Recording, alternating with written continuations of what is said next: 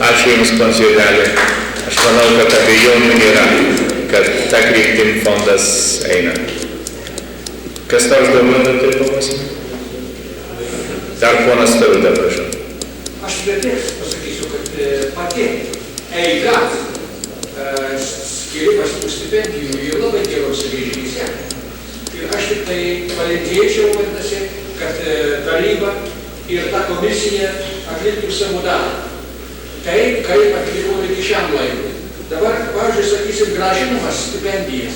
Kas bus, jeigu, pavyzdžiui, sakysim, dolerių vertė nukris iki maksimumo, jiems šitą pakeis dolerį arba sumažins dolerį, tai tada tuos stipendininkus mes pakarsime. Todėl, kai visiems kitiems skiriama, tai tuo pačiu keliu tekūnė eina ir lietuvių fondas įtūlė. Ačiū, Barnos Taruda, už Jūsų pastabas. Toliau norėjo mūsų daktaras Ambrozaitis. Ne, jis ateina. Prašau.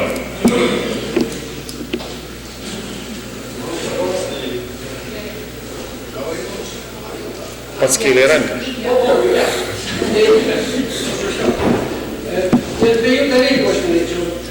Su pirma, čia ką ponas Juodelis skelbė, tai kaip manėte, detaliniam pranešime yra praeitais metais buvo paskirta virš 16 000 lituanistiniam mokyklom paremti. Be išimties visos lituanistinės mokyklos buvo paremtos. Antras dalykas dėl Lietuvos istorijos. Aš norėčiau poną pirmininką pakviesti, kaip aš pabaigsiu, poną Dainauską, kuris atstovauja Lituanistikos institutą, ir paaiškinti dėl Lietuvos istorijos. Jis duotų ir aš manau, kad suvažiavimas bus šito norės. Toliau iš sąryšių su abiejų tarybos ir valdybos pirmininkų pranešimų aš nepastebėjau vieno dalyko. Man atrodo, kad Lietuvių fondas, kaip matome, yra jaunas, bet jisai atrodo, kad tikrai ilgai gyvuos. 2 milijonas buvo surinktas per pusę tiek laiko, kiek pirmas. Trečias, aš manau, galbūt dar trumpiau bus. Ir Lietuvių fondas darosi labai rimta ir pastovė įstaiga. Ir mums nebuvo nei vienas, nei valdybos, nei tarybos pirmininkas nepranešė, kad jis ruošiasi įsigyti pastoves patalpas.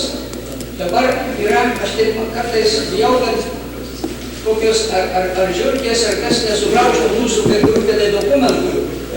Tarnautojai dirba labai blogose sąlygose, yra patalpos labai menkos, yra pavojinga dėl gaisro ir kitų dalykų, nėra kur archyvus sudėti, nėra kur posėdžiauti, taryba turi skolintis patalpos iš Markučio ir taip toliau. Taip, kad pats laikas, kėliau, kaip buvau pats valdybos pirmininku,